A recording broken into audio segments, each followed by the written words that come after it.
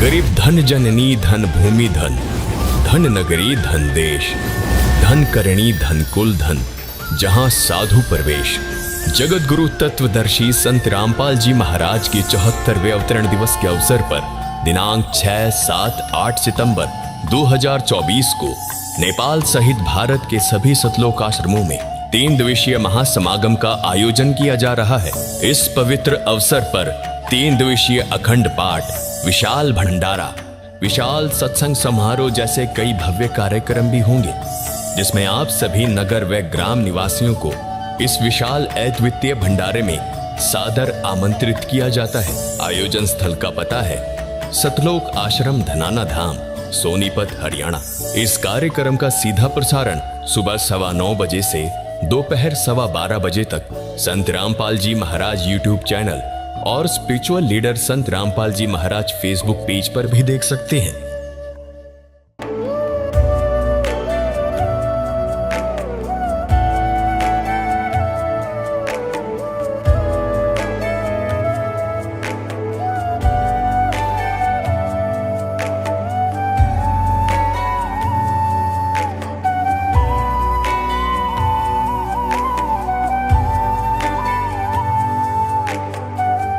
गीता में अर्जुन को स्वयं भगवान कह रहे हैं कि उस परमेश्वर की शरण में जा, उसके लिए उन संतों के पास जा जो तत्वदर्शी हो। इसी प्रकार हजरत मोहम्मद को उनका अल्लाह कह रहा है कि कोई और पूर्ण परमात्मा है। उसको पाने के लिए उन तत्वदर्शी संत की तलाश कर। वो प्रभु कौन है, ये जानने के लिए कृपया अवश्य सुनिए जगत गुरु तत्वदर्शी संत रामपाल जी महाराज के अमृत वचन। गीता ज्ञानदाता ने स्पष्ट कर दिया कि मुझे छोड़कर अन्य देवताओं की, रजगुण ब्रह्मा, सतगुण विष्णु, तमगुण शिव जी की जो पूजा करते हैं और किसी की उन पर वहां तक उनकी बुद्धि हरी जा चुकी है, इनसे आगे कोई सुनते नहीं। जैसे ये आचार्य, शंकराचार्य, ये जितने भी पवित्र हिंदू धर्म के धर्म गुरु हैं, ये ब्रह्मा विष्णु महेश, ये विष्णु जी, शंकर जी और श्री कृष्ण जी पर हमारी बुद्धि को सीमित कर दिया। हम इन ताकि किसी की सुनना चार निकट मरे एक दूसरे के साथ हैं। तो कहते हैं राक्षस स्वभाव को धारण किए मनुष्यों में नीच, दूषित कर्म करने वाले मूर्ख, ये मेरी भक्ति भी ना करते हैं। ओए होए, अब इनको 4 संज्ञा दे दी एक श्लोक में। राक्षस स्वभाव को धारण किए हुए मनुष्यों में नीच, दूषित कर्म करने वाले मूर्ख। अब थोड़ा सा प्रमाण देते हैं। जैसे हिरण्यकशिपु ने रजगुण ब्रह्मा की पूजा करी थी, अपने पुत्र का शत्रु हो गया, हल्दी की गांठ पाकर पंसारी बन गया और सबको कह दिया मेरी भक्ति करो। अपने पुत्र का शत्रु हो गया, जुल्म गुजारे। फिर परमात्मा ने आकर उसकी छाती तोड़ी, कुत्ते वाली मौत मरा, राक्षस कहलाया, रजगुण ब्रह्मा का उपासक। फिर तमगुण शिव जी का उपासक था रावण। कैसे जुल्म, कैसा दूषित कर्म किया, अपनी ही माता को उठा लाया, पति बनाने की चेष्टा करने लगा, सीता को उठा लाया। यानी शिव का पुजारी अपने बड़े भाई भी, उसके बड़े भाई विष्णु की पत्नी ने उठा लाया। बता अकल। तो इससे दूषित कर्म और क्या करेंगे? दूषित कर्म करने वाले मूर्ख, राक्षस स्वभाव को धारण किए मनुष्यों में नीच। तो चारों उपमा इनके ऊपर फिट होगी। रावण कुत्ते वाली मौत मरा, राक्षस कहलाया। एक भस्मागिरी नाम का तपस्वी था, भगवान तमोगुण शंकर का उपासक। उसके द्वार के सामने, गेट के सामने ऊपर न पैर करके नीचे न सिरासन पर तपस्या शुरू कर दी, हठ योग। एक दिन पार्वती ने कहा कि भगवान आपका उपासक क्या मांगता दे दो, आप तो समर्थ है। तो शिव जी ने पूछा कि बोल भाई क्या मांगते हो भस्मागिरी। भस्मागिरी ने कहा भगवान वचनबद्ध हो जाओ तो मांगो। शंकर भगवान ने कहा ठीक है भाई तथास्तु, हो गया वचनबद्ध, बोल। एकदम खड़ा हो गया, सीधा ऊपर ने सिर करके कहने लगा भगवान ये भस्म कड़ा दे दो जो अपना हाथ में पहन रखे है। भगवान श्री शंकर जी ने सोचा साधु संत है, जंगल में रहता है, अपनी रक्षा के लिए मांगता होगा। निकाल के दे दिया और वचनबद्ध हो ही गए थे। अब ज्यों ही उस राक्षस के हाथ में वो कड़ा आया, उसी समय कह दिया कि होले होशियार शिव जी, तुझे मारूंगा, मैं इसलिए साधना कर रहा था और पार्वती को पत्नी बनाऊंगा। हा हा हा हा, एकदम बदल गया थे। और अब देख लिया भगवान शिव ने भी, भाई तो बात बिगड़ गई, राक्षस की इसकी वह चेहरा है बदल गया एकदम। तो भगवान शंकर भाग लिए वहां से अपनी जान बचा के। अपने आत्मा में देखो, आगे आगे तो भगवान और पाछे पुजारी, जा खागड़ा जोटे की तरफ आगे। और ये आज तक हमने मूर्ख बना रहे हैं ये संत, क्योंकि वो मृत्युंजय, कालज्य, सर्वशक्तिमान, महेश्वर, सर्वशक्तिमान। बताइए, मृत्युंजय था, डर के भाग रहा। कबीर साहब थे मृत्युंजय, उनको ऐसे ऐसे जुल्म गुजारे, तोब लगा दी थी परमात्मा को मारने के लिए, दरिया में डाल दिया था, गंगा में, नौका में बैठा ले गया, हथकड़ी जोड़ बांध कर, पैरों में बेड़ी बांध कर और गंगा में डाल दिया। हथकड़ी अपने आप टूट गई, बेड़ी निकल गया हाथों गले से, जल के ऊपर बैठ गए भगवान। तोब के गोले छोड़ दिए उन दुष्टों ने, 4 पैर 12 घंटे तक तोब के गोले मारते रहे, एक भी निकट नहीं गया। वो थे मृत्युंजय।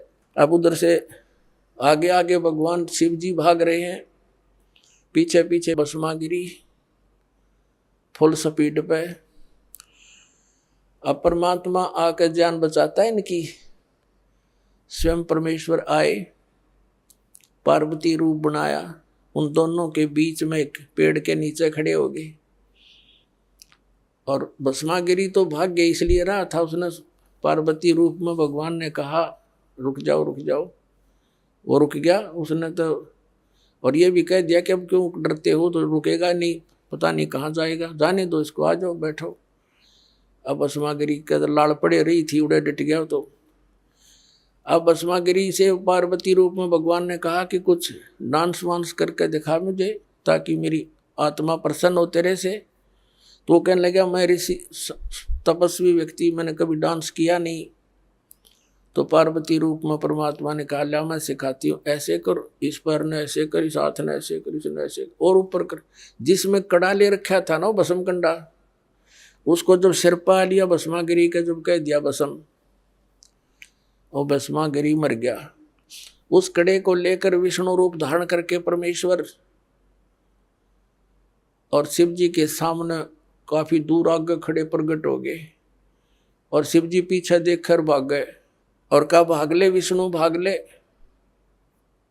राक्षस ने ऐसे ऐसे मेरे साथ धोखा कर दिया। तो परमात्मा ने कहा विष्णु रूप में कि भोलेनाथ देख, यूं तेरा कड़ा ले आया मैं। उसका जचा नहीं ये बात, कैसे ले आए आप, कि मैंने उसको मार दिया ऐसे ऐसे पार्वती का रूप बना के, और उसको गंडत नाथ नचा के मार दिया है। अब उसका जचा को नहीं ये बात, तब तो साथ लेकर आए उसको, उसकी राख दिखा ली ना, देखियो मरा पड़ा, यू जल गया। जब दिल की धड़कन ठीक हुई मृत्युंजय की, शंकर भगवान की, अपने आत्मा इससे भी दुष्ट और कौन होंगे, अपनी माँ के ऊपर नीत डिगा दी। और भगवान शंकर को अंतर्यामी के ये नहीं समझ सका, राक्षस के सोच लिए बैठा है, और दे दिया कड़ा ठाकर, उसका 2 मारो जूत भगा देता वहां से। यदि अंतर्यामी होता समझ जाता पहले, ये क्या बकवास सोचे बैठा है, अरे इनकी हम पूजा करने पर ला रखे थे, सारा जीवन बर्बाद करा दिया हमारा। और परमात्मा 600 वर्ष पहले कहा करते, 3 देव की जो करते भक्ति, उनकी कदे ना हुआ मुक्ति। अब भस्मागिरी से भस्मासुर हो गया, राक्षस कहलाया, और कुत्ते वाली मौत मरा। ऐसे दूषित कर्म, ऐसे जुल्म, अपनी माँ पर नीत डिगारा, यानी देव इष्ट देव रूप में पूजे, उसकी पत्नी पर दोष मन में नीच के, इससे बुंडा और कौन, इससे दुष्ट और कौन होगा। फिर तीसरे आते हैं विष्णु के उपासक वैष्णव। एक बार कुंभ का मेला हो गया हरिद्वार की, हर की पैड़ी पर भी का उनका संयोग बन गया। तो वहां पर ये गिरिपुरी, नागा, नाथ, सन्यासी, वैष्णव, ये अपने अपने ग्रुप में इकट्ठे हो जाते हैं। नागा का अलग ग्रुप, सन्यासियों का अलग, वैष्णव का अलग, नाथों का अलग, कनपाड़े नाथ न्यारे। ये नागा तो हैं भगवान तमोगुण शिव के उपासक, और वैष्णव साधु हैं ये भगवान विष्णु सतोगुण के उपासक। इनका एक समय निर्धारित होता है, घंटे आध घंटे का जितना भी होता है, कि उसके दौरान जो नहा लिया सो नहा लिया, ये मानते हैं कि उसका कल्याण हो गया। अब गए थे कल्याण करवाने, और फिर क्या हुआ उनका वहां पर, अब स्नान करने का जो समय आ गया उनका, पर भी लगनी थी कुंभ के मेले की, तो सभी अपने अपने ग्रुप में चल पड़ते हैं। नागा अलग से, वैष्णव अलग से, नाथ न्यारे, सन्यासी भिन्न अपने अपने खेमे में चल पड़ते। तो सबसे पहले नागा पहुंच गए, कति नंगे रहते हैं वह, और वो हरकी पैड़ियों पर सब जगह खड़े हो गए, नहाने की पोजीशन पकड़ गए। पीछे से वैष्णु साधु आगे, सतोगुण विष्णु जी के उपासक। उन वैष्णव ने कहा कि नागाओं पहले हम स्नान करेंगे, हम सर्वश्रेष्ठ हैं, तुम बाद में नहाना। अब नागा कहने लगे नहीं, हम सर्वश्रेष्ठ हैं, हम त्यागी और बैरागी हैं, हम नहीं इच्छा रहते, हम वस्त्र भी धारण नहीं करते, हम बिल्कुल निर्लेप है। तो विष्णु के उपासक वैष्णु साधु कहने लगे, शरण फेरडो, तुम टट्टी के हाथ धोते नहीं, राख लपेटे आंडो, गधे की तरह लोट मारो, आज तुम प्रथम नहाने वाले हो गए, पहले हम नहाएंगे, तुम बाहर आओ। अब ये वचन सुनकर अब वो तमोगुण के पुजारी हो गए उल्टे, और पकड़ लिए उनके सर के वो जटा, पकड़ पकड़ के वो उसकी पकड़ रहे और वो उसकी लट्ठम लट्ठा, मुक्का मुक्का बुड़के काटे, मुखों से काटे, फिर तलवार निकाल जाए, कटारी मारे एक दूसरे के छुरे गोप दे। 25,000 ये चरगुण उपासक ये कट कर मर गए वहां पर।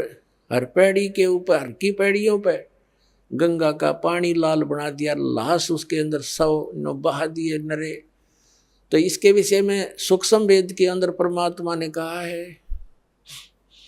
तीर तुपक तलवार कटारी जमदड़ जोर बदावे है, हर पैड़ी हर हेत न जाण्या वाजा तेग चलावे, काटे शीस नहीं दल करुणा ये जग में साध कवावे है, जो जन इनके दर्शन को जावे उनको भी नरक पठावे।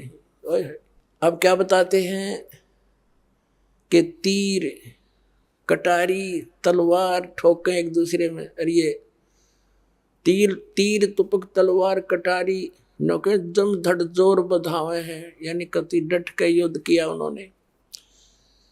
और हर पैड़ी हर हेत नहीं जाण्या वाजा कर्द चलावे हैं, भगवान हर पैड़ी कवे, भगवान का प्रेम भी नहीं, और आपस में कटका मर गए वहां पर।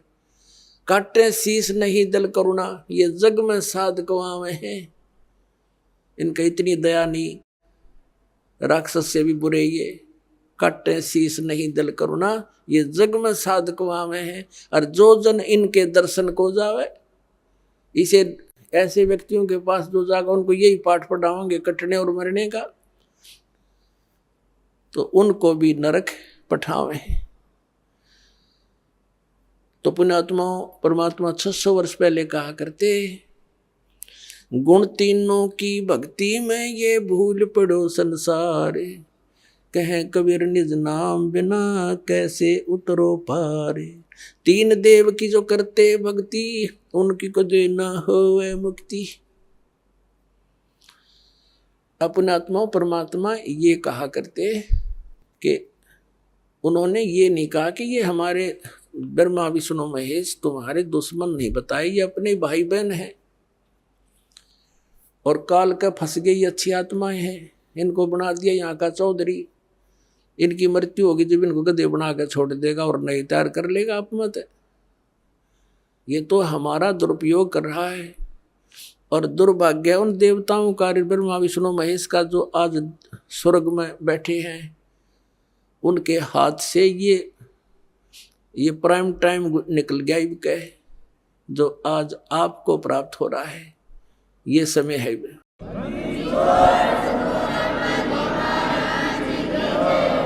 परमात्मा कबीर जी आदरणीय गरीबदास साहिब जी को सतलोक लेकर गए थे, वह सब सतीथि से परिचित करा कर, ब्रह्मा विष्णु महेश की परिचित सतीथि से परिचित करा कर वापस छोड़ दिया।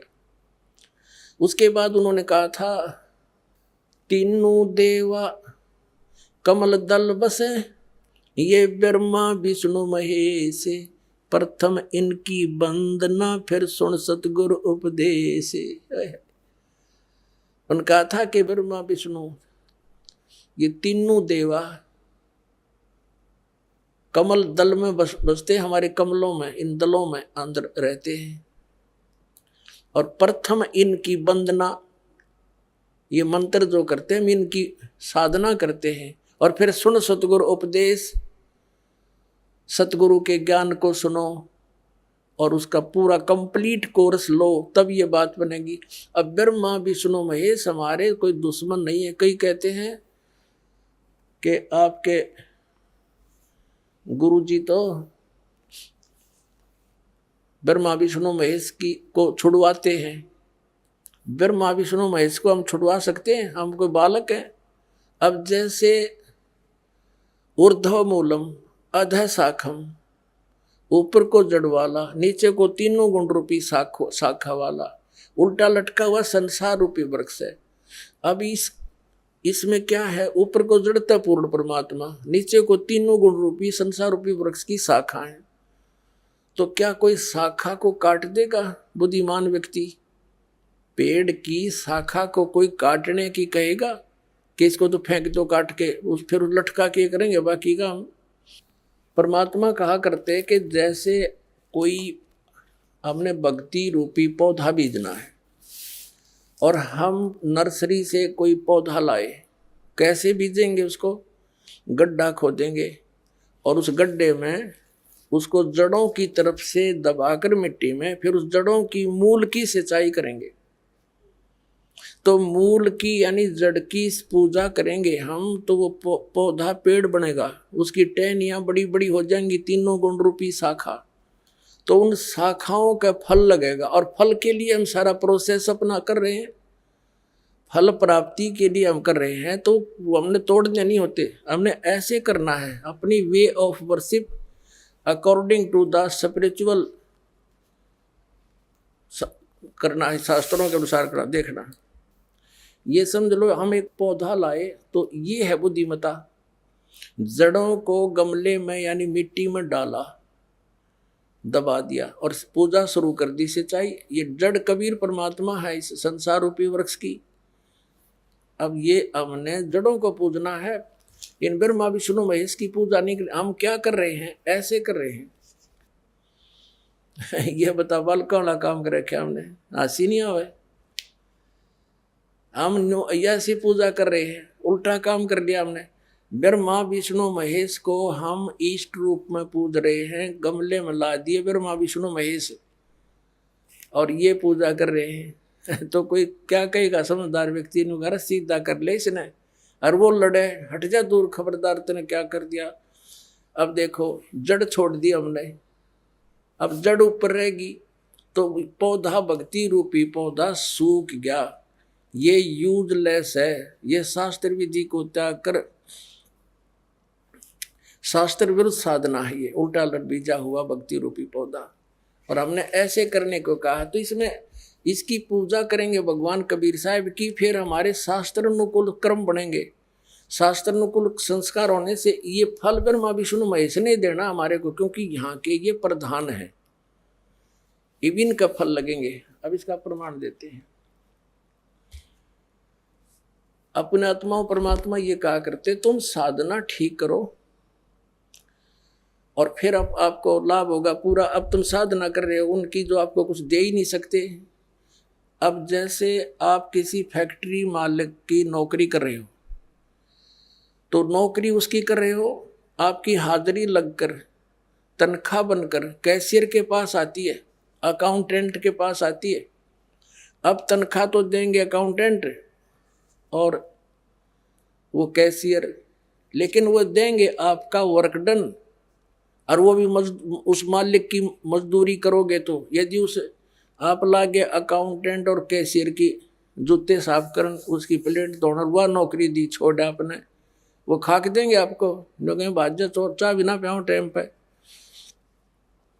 तो इसी प्रकार हमने पूजा तो करनी है, मजदूरी तो करनी, इष्ट रूप में तो पूजना परमपिता को, कबीर साहब को, और फिर उससे बनेंगे हमारे शास्त्र अनुकूल जितने भी शुभ संस्कार फिर देंगे यही। यहाँ पर जब तक आप यहाँ रहोगे तो यहाँ के ये प्रधान है, इन्होंने हमारा वर्क डन देना है, जैसा कर्म करेगा फल देगा भगवान, इनका ये आखिरी विधान था। तो ये भगवान तो वर्क डन ही दे सकते, इसमें ऐड नहीं कर सकते। और फैक्ट्री मालिक बनवाने के रखे दे दे तोहफे में, यानी परमात्मा हमारे मालिक हैं, मालिक तो कुछ भी दे सकता है। अब और थोड़ा सा दिखाते हैं क्योंकि कंसेप्ट इससे जुड़ा हुआ है। इसी गीता जी अध्याय नंबर 3 के, ये श्रीमद् भगवद गीता अध्याय नंबर 3 के आपको दिखाते हैं श्लोक 10 से लेकर 15। ये देखिएगा, श्रीमद् भगवद गीता अध्याय नंबर 3 के और श्लोक नंबर 10। प्रजापति ब्रह्मा ने कल्प के आदि में यज्ञ सहित प्रजाओं को रचकर कहा था, तुम लोग इस यज्ञ के द्वारा, यज्ञ माने धार्मिक अनुष्ठान, शास्त्र अनुकूल वृद्धि को प्राप्त हो। यह यज्ञ तुम लोगों को इच्छित भोग प्रदान करने वाली हो। 11वें में कहा है, यज्ञ के द्वारा देवताओं को उन्नत करो और वो देवता तुम लोगों को उन्नत करें। इस प्रकार निस्वार्थ भाव से एक दूसरे को उन्नत करते हुए तुम लोग कल्याण को प्राप्त हो जाओगे। 12वें में फिर कहा है, यज्ञ के द्वारा बढ़ाए गए देवता, बताओ देवता ने क्या हम पकड़ कर बढ़ावांगे, खींच कर बढ़ावांगे उन्हें। अब ये विधि बता रखी है कि शास्त्र अनुकूल साधना करने से, जड़ की पूजा करने से ये तीनों देवता रूपी शाखा बढ़ जाएंगी, बड़ी हो जाएंगी, फिर ये फल देंगे। देखिए, यज्ञ के द्वारा, शास्त्र अनुकूल साधना के द्वारा बढ़ाए हुए यानी बढ़े हुए देवता, ये तीनों शाखाएं तुम लोगों के बिना मांगे ही इच्छित भोग निश्चित देते रहेंगे। उन देवताओं को दिए हुए भोगों को जो पुरुष उनके बिना दिए स्वयं भोगता है वह चोर है। अब क्या सिद्ध हो गया कि जैसे हम मूल की पूजा करेंगे, मूल की यानी जड़ की पूजा करने से टहनी बड़ी हो जाएंगी, ये देवता बढ़ गए, बड़े होकर ये फलों से लथपथ हो जाएंगे, ये टहनी बिना मांगे देंगे अपने आप, क्योंकि हम मूल की पूजा कर रहे हैं तो अपने आप इनके बस की बात नहीं, देने पड़ेंगे फल हमारे को। आगे देखो, और जो फिर कहते हैं धर्म दान नहीं करते तो वो तो चोर हैं, वो फिर स्वयं भोगता है बिना गुण को दिए, यानी बिना कुछ दान किए तो चोर है। 13वें में कहा है, यज्ञ से बचे हुए अन्न को खाने वाले श्रेष्ठ पुरुष सब पापों से मुक्त हो जाते हैं, और जो पापी लोग अपने शरीर पोषण के लिए ये अन्न पकाते हैं वे तो पाप ही खाते हैं।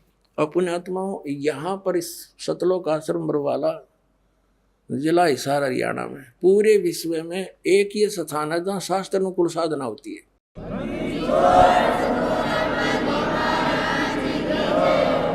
अब ये क्या बता रहे हैं, यज्ञ से बचे हुए अन्न को खाने वाले श्रेष्ठ पुरुष संत यानी अच्छी आत्मा तो सब पापों से मुक्त हो जाते हैं। हम सबसे पहले परमात्मा का भोग निकालते हैं, भोजन का भी, हलवे का प्रसाद बनकर आता है वो भी, उसको भगवान के भोग लगाकर फिर शेष अन्न को वितरित किया जाता है।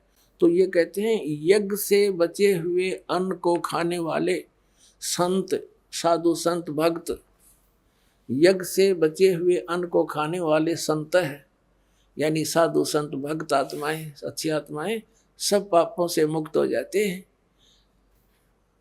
अब कहने का भाव ये है कि यहाँ पहले भगवान को भोग लगा के शेष बचे हुए अन्न को उसके बच्चों को वितरित किया जाता है, वो महापाप नाशक बन जाता है। तो यहाँ आओगे तो सारी साधना मिल लगेगी आपने, तो सब पापों से मुक्त आप होगे। ज्ञान सुनोगे, धर्म यज्ञ, ज्ञान यज्ञ, प्रणाम यज्ञ, सारी यज्ञ, सब साधना, पूरा ट्रीटमेंट दिया जाएगा। फिर कहते हैं जो दान धर्म नहीं करते हो तो चोर हैं भगवान के। जिन हर की चोरी करी और गए राम गुण भूल, ते बिदना बागुल किए वो फिर झूले उल्टी झूल। कहते हैं जो जिन हर की चोरी करी। भगवान ने जो आपको दान दिया है धन आपके संस्कार में, उसको आगे दान जो नहीं करता वो तो चोर बताया भगवान का। तो फिर क्या बताते हैं देखिएगा आगे, इसमें निष्कर्ष निकल रहा है। तीसरे अध्याय का हमने ये 13वां श्लोक पढ़ लिया। यज्ञ से बचे हुए अन्न को खाने वाले श्रेष्ठ संत माने आप अच्छी आत्माएं, पाप से मुक्त, सब पापों से मुक्त हो जाते हैं। और जो पापी लोग अपना केवल कमाया और खाया वहीं तक सीमित हैं, वो तो पाप को खाते हैं। अब 14 और 15 में एक निर्णायक ज्ञान दे दिया। पहले इनका अनुवाद पढ़ाएंगे इंजीनियरों का, फिर समझ में आएगा। संपूर्ण प्राणी अन्न से उत्पन्न होते हैं। अन्न की उत्पत्ति वृष्टि से होती है, वृष्टि यज्ञ से होती है, और यज्ञ शास्त्र, इसका अर्थ है शास्त्र अनुकूल कर्मों से जो होता है वो विहित कर्मों से उत्पन्न होने वाले हैं, यज्ञ यानी धार्मिक अनुष्ठान। और कर्म समुदाय को तो ब्रह्मो उद्भवम, इन्होंने ब्रह्म का अर्थ वेद कर दिया है। कोई बात हुई? ब्रह्म का अर्थ वेद कर दिया। ये लिखना था कि देखो हम यहाँ पर आए इस काल के लोक में, तो हमने कर्म करके ही मिलेगा, ना कति नहीं मिला। तो कहते हैं ये कर्म लगाए ब्रह्म ने बनाया विधान यहाँ का, और ब्रह्म की उत्पत्ति हुई परम अक्षर ब्रह्म से, उस परमात्मा से, सच्चिदानंद घन ब्रह्म से। इसका अर्थ तो ये है, लेकिन इन अज्ञानियों ने कुछ ज्ञान तो था नहीं, सारे उल्टे अडंगे अड़ा दिए। ये देखिएगा, कर्म समुदाय को तू वेद से उत्पन्न नहीं, ब्रह्म से उत्पन्न हुए। और ब्रह्म अक्षरम उद्भवम अविनाशी परमात्मा से, यहाँ ब्रह्म लिखना था, ब्रह्म ये काल अविनाशी परमात्मा से उत्पन्न हुआ जान। इससे सिद्ध होता है कि सर्वगतम ब्रह्म, सर्वगतम माने सर्वव्यापी परमात्मा, सबका मालिक, सदा ही यज्ञों में प्रतिष्ठित है। उसको वो इष्ट रूप में पूज्य है, वही प्रतिष्ठित है सभी यज्ञों में, उसको इष्ट मानकर पूजा करनी चाहिए। इसका निष्कर्ष ये निकल गया। अब हम उस परमात्मा को इष्ट मानकर पूजा करेंगे तो हमारी शास्त्र अनुकूल साधना होगी। और इसमें कहा है कि सारा जो शास्त्र अनुकूल साधना करने से हमारे शुभ संस्कार बनेंगे। ये भक्ति रूपी पौधा बड़ा होगा, ब्रह्मा विष्णु महेश के पास हमारे संस्कार जाएंगे, और ये बिना मांगे आपको देंगे, आपको बिना मांगे देंगे। जैसे फल लदपत हो गए टहनिया के, आप भी खाओ, रिश्तेदार भी ले जाओ, और पड़ोसी भी तोड़ ले जाओ, तो भी समाप्त ना हो। तो इतना इस प्रकार हमारा ये पूरा भक्ति क्रम पूरा होता है। तो हम आपको सबसे पहले परमात्मा ने कहा है कि तीनों देवा इन कमल दलों में बसे, ये ब्रह्मा विष्णु महेश, और प्रथम इनकी वंदना, और फिर सतगुरु उपदेश। तो हम इनकी पूजा नहीं कर रहे, हम किसी का किराया दे रहे हैं। जैसे हम टैक्स भर रहे हैं बिजली का, हम बिल भर रहे हैं इसका टेलीफोन का, वो पूजा थोड़ी कर रहे हैं, वो तो हम उनको दे रहे हैं। तो हमें हमारी सुविधाएं जारी रखेंगे, नहीं देंगे तो कनेक्शन काट देंगे। तो हम शास्त्र अनुकूल साधना कंप्लीट कोर्स ना करके अपनी अपनी डफली पीट रहे हैं। जिस कारण से हम परमात्मा से मिलने वाली साधना से वंचित होकर के हम नास्तिक होते जा रहे थे। अब परमात्मा ने दया करी आपके ऊपर और इस दास के ऊपर। इस दास को बनाया वो तत्वदर्शी संत, और जो ज्ञान परमात्मा 600 वर्ष पहले छुपा गए थे खजाना, इस दास को चाबी दे दी। अब दास ने खोल दिया उसके बच्चों के सामने, अब खाओ और खरतो चलो सतलोक में। परम पिता परमात्मा पूर्ण ब्रह्म, सारी सृष्टि के रचनहार, सर्व प्राणियों के दाता, सर्व प्राणियों के सृजनहार कबीर देव कबीर साहब, ये हमारे परम पिता हैं। ये सभी प्राणियों के हितैषी हैं। जिन पुण्यात्माओं को मानव शरीर प्राप्त हो चुका है, और वो भी इस कलयुग के ऐसे समय में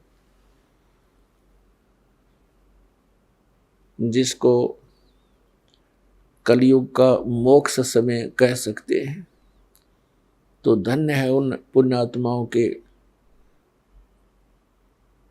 उन पुण्य संस्कारों को, और धन्य है उनके माता पिता को जिनसे जन्म हुआ। परमात्मा कहते हैं, मात पिता मिल जाएंगे, मात पिता मिल जाएंगे, 184 माही, सतगुरु सेवा और बंदगी, ये फेर मिलन की नहीं। कबीर परमेश्वर जी कहते हैं कि माता पिता तो आपको इस 84 लाख योनियों में भटकते हुए बहुत मिल जाएंगे। मनुष्य जीवन होगा वहाँ माता पिता होंगे, कुत्ते का जीवन होगा वहाँ माता पिता मिल जाएंगे, सूअर का जन्म होगा वहाँ माता पिता मिल जाएंगे, लेकिन सतगुरु सेवा और बंदगी ये फेर मिलन की ना। पुण्यात्माओं, हम कहाँ रह रहे हैं, कैसे लोक में हम जीवन व्यतीत कर रहे हैं, ये हमें कभी विशेष आभास हुआ नहीं। हम क्यों मर रहे हैं, क्यों हम रोगी कोढ़ी हो रहे हैं, क्यों हम सारा दिन भटक रहे हैं कोई ना कोई टेंशन लिए हुए। अब हमने ये सोचा ही नहीं, इतने कष्ट के अंदर भी हम फिर जीवन की इच्छा ही किए रहते हैं, क्योंकि हमारे ऊपर एक प्रेशर है इस त्रिगुणमयी माया का। त्रिगुणमयी माया कौन सी है? रजगुण ब्रह्मा जी, सतगुण विष्णु जी, तमगुण शिव जी के अंदर से निकल रही वो गुप्त किरणें, वो तरंगे उनके गुणों की, वो हमें प्रभावित कर रही है। कैसे कर रही है? जैसे वो भगवान अपनी राजधानियों में, अपने लोकों में रहते हैं, उनसे निकल रही ये तरंगे हमें यहाँ प्रभावित कर रही है। जैसे एक रसोई के अंदर मिर्चों का छौंक लगता है, वह मूल वस्तु साकार रसोई के अंदर है, उससे निकल रही वो तरंगे दूसरे कक्षों में बैठे हुए व्यक्तियों को भी प्रभावित कर रही है। छींकें आ रही हैं, उन छींकों को रोकना उस व्यक्ति के वश की बात नहीं। और उन छींकों का कारण कौन है? वो साकार मिर्च जो रसोई के अंदर है। ठीक इसी प्रकार उन भगवानों से निकल रही ये तीनों गुणों की किरणें, रेज हम सभी को यहाँ प्रभावित किए हुए हैं, और जिस कारण से हम सोच ही नहीं पाते हैं। कोशिश करते हैं तो 2 सेकंड के बाद मन कहीं का कहीं पहुंच जाता है। कभी कभी होता था ऐसे कि ये क्या जीवन हुआ, सुबह उठो, खाना बनाने में लग जाओ, खाना खाओ, फिर कमाने के लिए जाओ, आते पढ़ के सो जाओ, उठकर फिर भागो, फिर शाम को पढ़ जाओ, फिर भागो, मर ही जाओ, यही काम पूरा ना होता। लेकिन कभी कभी आती थी ये बातें, फिर 2 सेकंड के बाद ही कोई और ही बात याद आ जाती थी, उसको भूल जाते थे। और यदि हमें ये आभास हो भी जाता थोड़ा बहुत, तो फिर करते क्या? हम घर छोड़ जाते थे, जंगल में चले जाते थे। जंगल में जैसे भगवान हमने बांध कर बैठा रखा, जाते मिल जाएगा, ऐसी हमारी गलत भावनाएं थी। हम अज्ञान के कारण इस काल के इस जाल को समझ नहीं सके। उसको समझाने के लिए स्वयं परमात्मा आए, वो हमारे पिता हैं, हमारे जनक हैं, क्योंकि अपने का दुख अपनों को ही होता है।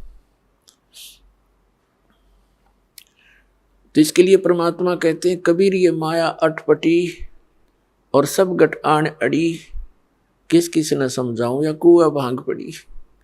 या त्रिगुणमयी माया की, यहाँ के सुख सुविधाओं की, यहीं के चौचलों को देखकर मन यही भ्रमित रहता है। तो ये भांग पी रखी हमने, नहीं, जब ये भांग उतर जाएगी आप बाकी का जीवन गिन गिन कर काटोगे, भगवान कद पीछा छूटे इस गंदे लोग थे। अरिवज्ञानता के कारण हम यही सुविधाएं यही जुटाने के लिए लगे रहते हैं, यही की सुख सुविधाएं प्राप्त करने के लिए हम संतों ऋषियों के पास मंदिरों मस्जिदों में जाते रहते हैं, और ये हमारे साथ ना चली और जीवन सारा इन्हीं की जोड़ जुगाड़ में व्यर्थ हो जाता है। तो वो ज्ञान परमात्मा ने आके दिया। तो यहाँ बताया है कि माता पिता मिल जाएंगे लख 84 में, और सतगुरु सेवा और बंदगी भाई फेर मिलन की ना। अपन आत्मा सतगुरु शब्द एक बहुत महत्वपूर्ण है। अब जैसे गुरु किसे कहते हैं? गुरु उसको कहते हैं जो मार्गदर्शन करता है, वो अपने अक्षेत्र का मास्टर होता है। जैसे कोई मैकेनिक है, उसको भी गुरु मानते हैं, उसके शागिर्द जिनको वो उस पर वो ट्रेनिंग देता है। ऐसे ही अक्षर ज्ञान देने वाले भी टीचर, वो भी गुरु कहलाते हैं, वो अपने विषय के मास्टर होते हैं। बहुत अच्छी बात है, उनको गुरु कहा जा सकता है। लेकिन अध्यात्म मार्ग के अंदर दास ने देखा है कि गुरु पद पाकर भी वो बिल्कुल नालायक आदमी है, उनको कख नहीं पता अपने सब्जेक्ट का।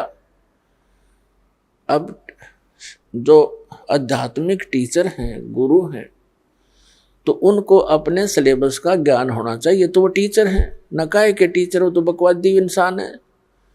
जिस अध्यापक को अपने सिलेबस का ज्ञान नहीं, अपने सब्जेक्ट से परिचित नहीं, उसके बाहर का ज्ञान विद्यार्थियों को सुना रहा है, तो विद्यार्थियों का शत्रु है वो व्यक्ति, वो गुरु नहीं है। भले ही उसको गुरु कहते हैं, टीचर कहते हैं, वो तो गलत ज्ञान टीच कर रहा है। तो यहां सतगुरु शब्द की इसलिए आवश्यकता पड़ी कि ये गुरु पद पर विराजमान व्यक्ति ये गुरु नहीं है, ये झूठे हैं, इसलिए सतगुरु की आवश्यकता पड़ी। सच्चा गुरु, सच्चा टीचर, रियल टीचर। तो इसका मतलब सच्चा गुरु है तो कोई झूठे गुरु भी है, तभी तो सच्चे शब्द की आवश्यकता पड़ी। तो उसकी पूर्ति करने के लिए स्वयं परमात्मा ही आते हैं। परमेश्वर की वाणी माता है, 3 लोक और भवन चतुर्दश कोई नहीं सत्संगी। सत्संगी का अर्थ होता है जो पूर्ण रूप से सत्य को आधार मानकर अपनी सर्व आध्यात्मिक क्रियाओं को करता है, वो सत्संगी कहलाता है। और वो सत्संग कहाँ से सुनने को मिलता है? सतगुरु से मिलता है। तो जो भोली आत्माएं नकली गुरुओं के पास साधना कर रही हैं, उनके शिष्य बन गए हैं, वो सोच तो ये रहे हैं कि हमें सतगुरु मिल गए, लेकिन ये उनकी भूल है, क्योंकि उनको ज्ञान नहीं। तो उसकी पूर्ति करने के लिए, उसका निराकरण करने के लिए, इस अज्ञान का नाश करने के लिए स्वयं परमात्मा आते हैं। और जिस लोक में हम रह रहे हैं ये काल का लोक है, इस लोक का काल है राजा, और ये माया जाल पसारा हो, चल अंसा सतलोक हमारे, छोड़ो यो संसारा हो। तो पुण्यात्माओं, वो परमात्मा स्वयं यहाँ आते हैं, वही एक सतगुरु की भूमिका करते हैं, वही एक सच्चे भगत की भूमिका करते हैं, वही एक सच्चे संत की भूमिका करते हैं, और वही एक नेक नागरिक की तरह एक अपना उदाहरण करते हैं। एक नेक नागरिक यानी अच्छा व्यक्ति समाज में रहने के किस प्रकार वो रहे, किस प्रकार की उसकी गतिविधियां होनी चाहिए, ये सब लीलाएं माले की करके हमें एक उदाहरण पेश करते हैं। तो वो परमात्मा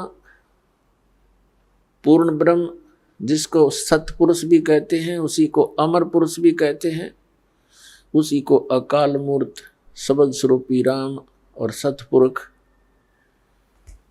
उसी परमात्मा के ये उपमात्मक नाम है। उनका रियल नेम जो है, वास्तविक नाम कबीर देव है, कबीर साहब। वेदों में कबीर देव, कुरान शरीफ में कबीर अल्लाह, अल्लाहु अकबर, अल्लाह कबीर। भले ही इन्होंने अपने हिसाब से उनका अर्थों के, उस कबीर शब्द के अर्थ कर दिए हों, लेकिन वो बोध उस पूर्ण परमात्मा का ही है, पूर्ण परमात्मा का, अमर पुरुष का।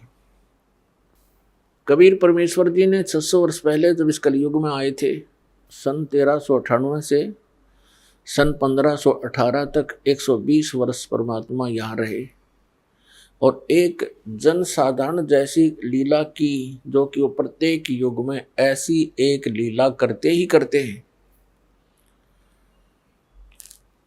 तो उस समय वो एक शिशु रूप धारण करके सतलोक से आए थे अपने निज धाम से, और एक कमल के फूल पर आकर विराजमान हो गए थे नवजात शिशु का रूप धारण करके। वहां से एक निसंतान दंपति नीरू और नीमा, जो जुलाहा थे, जुलाहे का कार्य करते थे, उठा ले गए थे। जुलाहे के घर पे परवरिश होने के कारण और बड़े होकर के जुलाहे का कार्य करने के कारण वो परमात्मा जुलाहा कहलाए। स्वयं परमेश्वर ने अपनी वाणी में कहा कि अवधू अवगत से चलाए, मेरा किसी ने भेद मर्म नहीं पाया। मात पिता मेरे ना ही ना मेरे गर्दासी, और जुल्हे का सुत आन कहा जगत करे मेरी ऐसी। उस परमात्मा ने 600 वर्ष पहले कहा था कि वेद मेरा भेद है, मैं ना वेदन के माही, और जौन वेद से मैं मिलूं, ये वेद जानते नहीं। परमात्मा ने कहा था अपनी प्यारी आत्मा धर्मदास जी को कि चारों वेद मेरा ही गुणगान करते हैं, पर इन वेदों में वर्णित विधि से मेरी प्राप्ति नहीं हो सकती, क्योंकि वेदों में केवल ब्रह्म तक के पाने की यानी भक्ति का विधान वर्णित है, और परम अक्षर ब्रह्म यानी सतपुरुष की भक्ति का मंत्र उसमें ऑप्शन छोड़ दिया है कि उसको तत्वदर्शी संत बतावेंगे, उनसे सुनो। जैसे श्री मद्भगवत गीता अध्याय नंबर 4 के श्लोक नंबर 34 में और 32 में, इन दोनों मंत्रों से स्पष्ट हो जाता है कि सच्चिदानंद घन ब्रह्म ने, उस अपरम अक्षर ब्रह्म ने सतलोक से चलकर यहाँ आकर, क्योंकि परमात्मा नर आकार है, मनुष्य सदृश्य है, जैसे कहते हैं न नर नारायण देह है, तो नर यानी मनुष्य की उस परमात्मा जैसा ही शरीर है, उस परमात्मा का हमारे जैसा ही शरीर है। और जिन महापुरुषों ने परमात्मा को देखा उन्होंने बताया हमरे ही हुनियार है, हमारा सृजनहार, हमारा जो रचने वाला है, हमारा भगवान हमारे जैसा है, हमारी उनिहार, हमारे जैसी सूरत है, लेकिन उसकी सामर्थ्य और उनके शरीर का जो तेज है वो हमसे कई गुना है वहाँ सतलोक में। और गीता जी में लिखा है 4th अध्याय के 32वें श्लोक में कि धार्मिक अनुष्ठानों की यथार्थ जानकारी विस्तार के साथ सच्चिदानंद घन ब्रह्म की वाणी में वर्णित है। ब्रह्मणे मुखे मूल पाठ में, गीता अध्याय नंबर 4 के श्लोक 32 में के मूल पाठ में एक शब्द है ब्रह्मणे मुखे। ब्रह्मणे माने सच्चिदानंद घन ब्रह्म, क्योंकि यहाँ इन अनुवादकर्ताओं ने अपनी अज्ञानता के कारण अनर्थ कर दिया। ब्रह्मणे मुखे का अर्थ लिख दिया वेद की वाणी। वेद की वाणी तो गीता में बोली ही जा रही है, गीता ज्ञानदाता, गीता वेदों का ही तो निष्कर्ष है। यहाँ गलत कर दिया इन्होंने। इस ब्रह्मणे का अर्थ, ब्रह्मणे शब्द का अर्थ गीता अध्याय नंबर 17 के श्लोक 23 में सही कर दिया। वहाँ लिखा है कि सच्चिदानंद घन ब्रह्म, ब्रह्मणे माने, तो यहाँ भी सच्चिदानंद घन ब्रह्म यानी अमर पुरुष परम अक्षर ब्रह्म ने अपने मुख कमल से जो वाणी बोली है उसके अंदर विस्तार के साथ कहा गया है परमात्मा के पाने की यथार्थ विधि ए से लेकर जेड तक, यानी कंप्लीट कोर्स। उसके बारे में फिर कहा कि चौथे अध्याय के 34वें श्लोक में कि उस ज्ञान को तू तत्वदर्शी संतों के पास जाकर समझ। इससे सिद्ध है कि गीता ज्ञानदाता उस रियल वे ऑफ वर्शिप से, उस मेथड से वो परिचित नहीं है, क्योंकि ये ब्रह्म, ये सरपुरुष, ये काल श्री कृष्ण जी में प्रवेश करके गीता जी का ज्ञान बोल रहा है।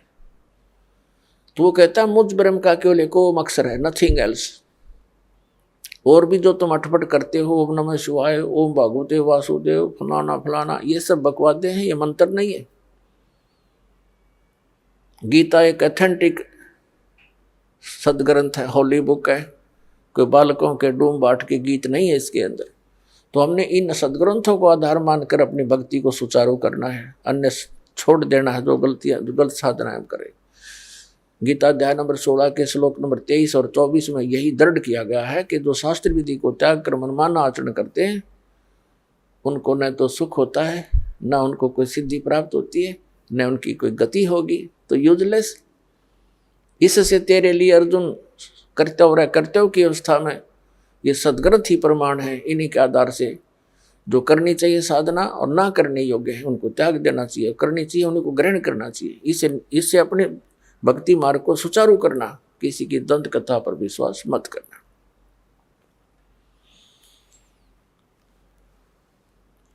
इसी प्रकार यजुर्वेद का 40वां जो अध्याय है ये अंतिम अध्याय है और इसमें कुल 17 श्लोक है, मंत्र हैं। इस 17 मंत्रों में एक निर्णायक मोड़ पर लाके ज्ञान रुक गया है। जैसे गीता ज्ञान दाता 18वें अध्याय के अंदर लास्ट के जो श्लोक नंबर 46 से लेकर और 66 तक एक निर्णायक ज्ञान दे देता है। उसमें कहा कि यदि तूने मेरी शरण ग्रहण करनी है तो युद्ध तो करना ही पड़ेगा, यहां शांति होगी नहीं, जन्म मृत्यु तेरी भी रहेगी मेरी भी रहेगी। 18वें अध्याय के 46वें श्लोक में 61 और 62 में स्पष्ट कर दिया है कि जिस परमात्मा ने सब प्राणियों की उत्पत्ति की और वही परमात्मा अब सबको कर्म आधार से एक यंत्र की तरह घुमा रहा है, तो तू सर्वभाव से उस परमेश्वर की शरण में जा, उसकी कृपा से तू परम शांति को और सनातन परम धाम को प्राप्त होगा।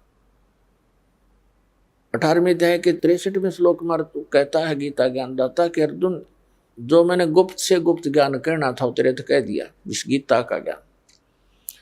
अब जैसे तेरा मन माना ऐसे कर ले, मेरी शरण में रहना तो युद्ध करना पड़ेगा।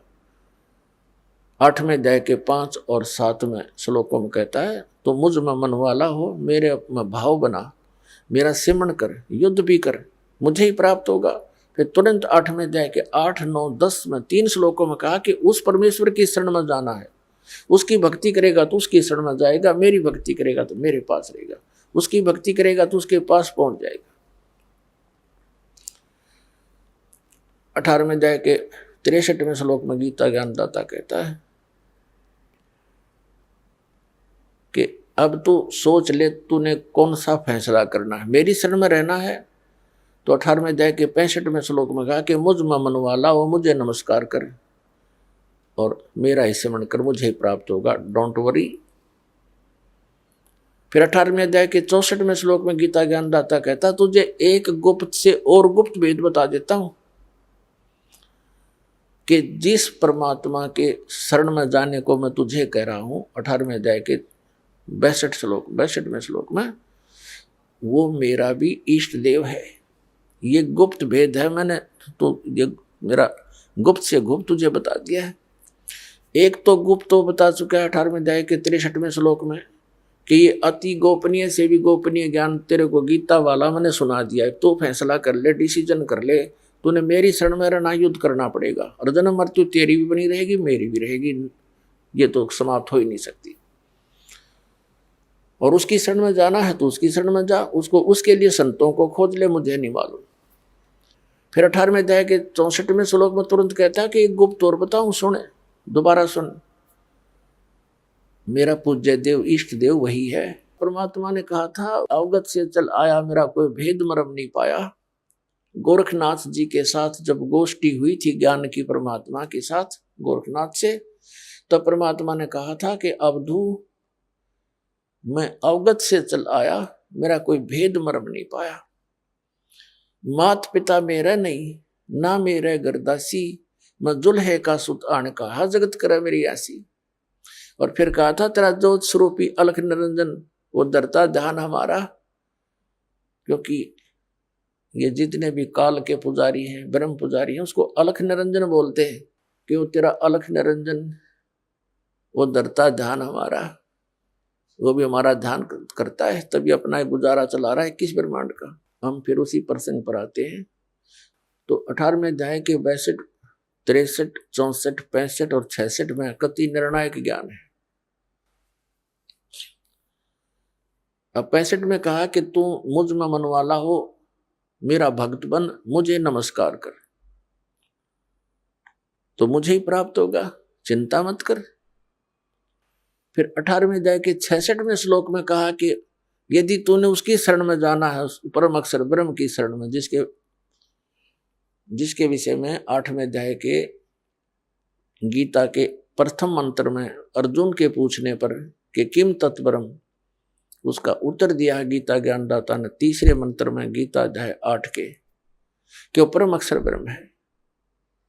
फिर 18वें अध्याय के 66वें श्लोक में कहा कि उसकी शरण में जाना है तो सर्वधर्मान परित्यज माम, मेरे सतर की जो ब्रह्म साधना तूने की है, जैसे ओम नाम का जाप, यज्ञ आदि, तो मुझ में छोड़ दे।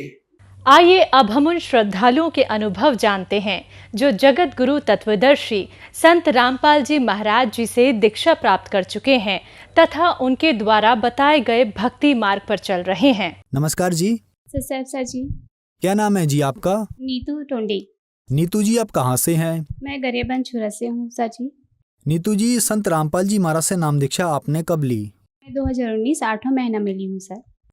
नीतू जी, कृपया हमारे दर्शकों को बताएं कि आपने क्या क्या भक्ति साधनाएं की हैं अभी तक। ऐसे तो भक्ति कोई विशेष नहीं करती थी सर, फिर भी जितने भी 33 करोड़ देवी देवताएं हैं उतनी का सभी का पूजा करती थी। जैसे क्रिश्चियन धर्म का भी मैं पूजा करती थी और गुरुद्वारा भी जाया करती थी, और हिंदू धर्म में जितने भी देवी देवताएं हैं उसको भी माना करती थी सर। ऐसे कोई भी भगवान नहीं है जिसको मैं नहीं मानती थी। मैं बचपन से 6 स्टैंडर्ड में थी तब से ना मेरे को देवी भी आती थी सर। नीतू जी, जैसे कि आपने बताया कि आप क्रिश्चियन धर्म की भक्ति साधनाएं करती थी और फिर हिंदू धर्म की भी भक्ति साधनाएं आप करती थी, सभी तरह की भक्ति साधनाएं आपने की, तो फिर संत रामपाल जी महाराज जी की शरण में जाने का क्या कारण बना? सर ऐसे तो कुछ मुझे कोई वो नहीं था, फिर भी मेरे हस्बैंड टीवी देखे, संत रामपाल जी महाराज का सत्संग देख रहे थे। उस दौरान उन्होंने पूरे वेद शास्त्रों को खोल खोल कर दिखा रहे थे संत रामपाल जी महाराज जी। तो उस समय मेरे यहाँ पति जी जो हैं उन्होंने देखकर पुस्तक को मंगवाई घर में। उसके बाद 20 से 25 दिन के अंतर्गत में उन्होंने पूरे प्रमाणों को चेक किए हैं, PDF कर करके संत रामपाल जी महाराज से नाम दीक्षा ली है। नीतू जी, संत रामपाल जी महाराज से आपने नाम दीक्षा ली तो आपको क्या लाभ मिले?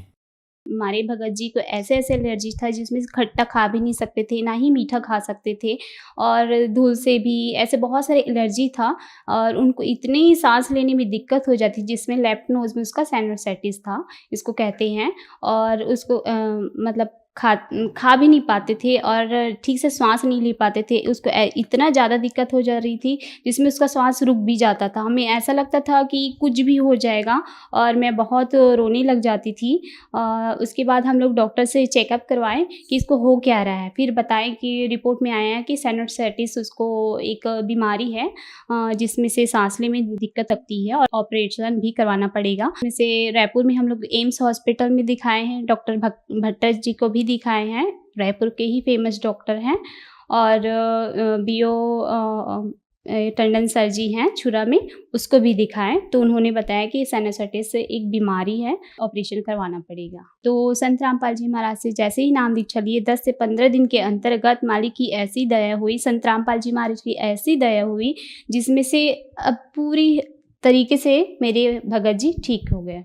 मुझे भी माइग्रेन का बीमारी था, जिसमें एक साइड से सिर में बहुत ज़्यादा पेन होती थी और रात रात भर सोती नहीं थी मैं, और इतना दर्द होता था कि मैं रोती भी थी। और संत रामपाल जी महाराज से नाम दीक्षा लेने के बाद मेरा माइग्रेन का जो प्रॉब्लम था वो पूरी तरीके से ठीक हो चुका है। और एक और बताना चाहूँगी सर जी कि मेरी यहाँ मम्मी को कैंसर का बीमारी था, जिसको स्तन कैंसर राइट साइड में हो गया था उनका। और उन्होंने जब चेकअप करवाया तो पता चला उसको 4th स्टैंडर्ड मतलब 4th क्लास का कैंसर हो गया था उनको। संत रामपाल जी महाराज को अरदास लगाए कि मालिक ये बीमारी हो गया है करके, तो मालिक का वहाँ से आदेश आया कि बेटा आप भक्ति करो, मंत्र जाप दिया गया है उसकी जाप करो, ठीक हो जाओगे। तो मालिक की वैसे ही रजा हुई। 1 सप्ताह के अंतर्गत मेरी मम्मी को उसे निजात पा गई। पूरा बिल्कुल आज तक से एक टैबलेट भी उन्होंने नहीं लिया। मेरे यहाँ बड़े वाले वैसे ही मेरे बड़े भैया हैं जो बहुत ज़्यादा नशा करते थे, गांजा पीते थे और नशा की गोलियां भी खाते थे, और बहुत सारे मतलब नशा की पूरी आदी हो चुके थे। वो 5 साल से राधा स्वामी पंथ से भी जुड़े थे, भक्ति करते थे, और वो ऐसे स्थिति में पहुंच गए थे कि वो नाली में भी पड़े रहते थे। मेरी मम्मी, मेरी भाई बहन, हम लोग सब लोग बहुत ज़्यादा परेशान थे। इस वजह से मतलब ठीक से रह भी नहीं पाती थी मेरी मम्मी। मेरे पापा भी नहीं हैं इस दुनिया में, और काफ़ी हम चारों भाई बहन अपने भैया के वजह से बहुत ज़्यादा प्रॉब्लम थे। तो संत रामपाल जी महाराज की सिर्फ नाम दीक्षा लेने से ही मेरे बड़े भैया आज नशा मुक्त हो गए हैं। बिल्कुल कोई भी नशा नहीं करते, वो नशा भी करते हैं कोई दूसरा तो उससे दूर भगते हैं। ऐसे मालिक की रजा हुई, संत रामपाल जी महाराज की रजा हुई। और मेरी बड़ी गुड़िया है जो पहले जब हम लोग नाम दीक्षा नहीं ली थी उसके पहले 2 बार उसको झटका आ गया था, जिसमें ब्रेन में मतलब बुखार चढ़ जाता था। तो उस वजह से ना वो एडमिट हो जाती थी झटके से। तो नाम दीक्षा लेने के बाद मेरी गुड़िया को 11:30 बजे रात को एक बार हम लोग अपनी ससुराल गए हुए थे। 11:30 बजे रात को उसको एकदम तेज़ बुखार हुई, और उस दौरान हम लोग एक भी टैबलेट वगैरह नहीं पकड़े थे, और डॉक्टर से चेकअप करवाए थे, उसका CT स्कैन करवाए थे, MRI करवाए थे। जब हम लोग नाम दीक्षा नहीं लिए थे तब की बात है। तब उन्होंने बताया था कि आप लोगों को 5 साल तक से इसका टैबलेट को रखना पड़ेगा। अगर आपका इसका तेज़ बुखार नहीं आना चाहिए, अगर आएगा इसको तो हमेशा के लिए ये झटके वाली हो जाएगी, मतलब मेंटली प्रॉब्लम हो जाएगा, ये बताए थे।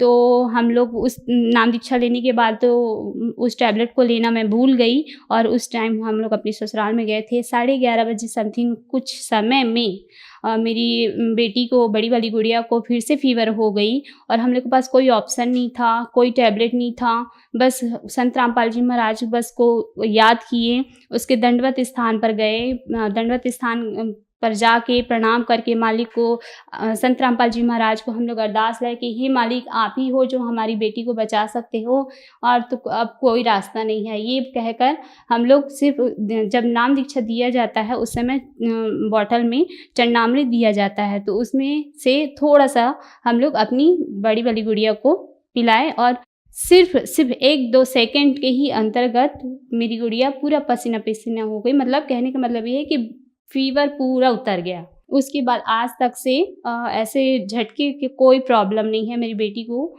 सब ठीक है मालिक की दया से, संत रामपाल जी महाराज की दया से। जैसे कि आपके बताए अनुसार आपको संत रामपाल जी महाराज से नाम दीक्षा लेने के बाद बहुत सारे लाभ मिले, तो जो दर्शक आज आपको टीवी पर देख रहे हैं उनके लिए आप क्या कहना चाहेंगे? हाथ जोड़ के निवेदन करना चाहूँगी कि आप सब पढ़े लिखे समाज हैं। पहले हमारे पूर्वज पढ़े लिखे नहीं थे, तो जो क्रियाएं करनी बोलते थे धर्मगुरु जितने भी हैं वो उसको किया करते थे। लेकिन आज तो हम पढ़े लिखे समाज हैं। आप बिल्कुल अपने धर्म शास्त्रों को खोलिए, जो संत रामपाल जी महाराज एक एक चीज़ को दिखा रहे हैं कि आप ये देखो, अपने ही शास्त्रों को खोल कर देखो कि आप क्या क्रियाएं कर रहे हैं। संत रामपाल जी महाराज से नाम दीक्षा कैसे ली जा सकती है? संत रामपाल जी महाराज से नाम दीक्षा बहुत ही इजी है। चैनल में सत्संग आता है संत रामपाल जी महाराज का, उसके नीचे में पट्टी चलती है जिसमें नंबर दिए गए रहते हैं। उस नंबरों में आप डायल कीजिए और अपने नज़दीकी नाम दान केंद्र का पता करके आप संत रामपाल जी महाराज से नाम दीक्षा ले सकते हैं। धन्यवाद जी। सत साहिब जी।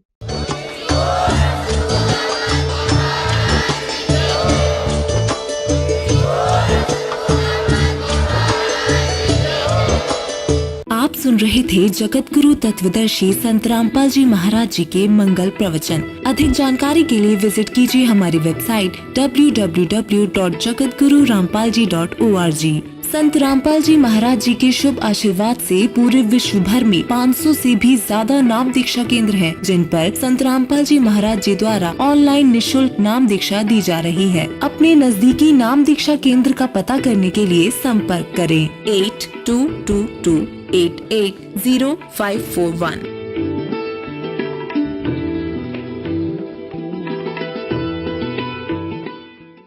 गरीब धन जननी धन भूमि धन, धन नगरी धन देश, धन करणी धन कुल धन, जहां साधु प्रवेश।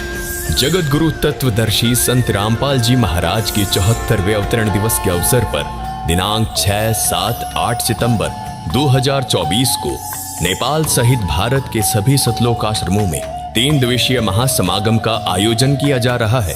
इस पवित्र अवसर पर 3 दिवसीय अखंड पाठ, विशाल भंडारा, विशाल सत्संग समारोह जैसे कई भव्य कार्यक्रम भी होंगे, जिसमें आप सभी नगर व ग्राम निवासियों को इस विशाल अद्वितीय भंडारे में सादर आमंत्रित किया जाता है। आयोजन स्थल का पता है सतलोक आश्रम धनाना धाम, सोनीपत, हरियाणा।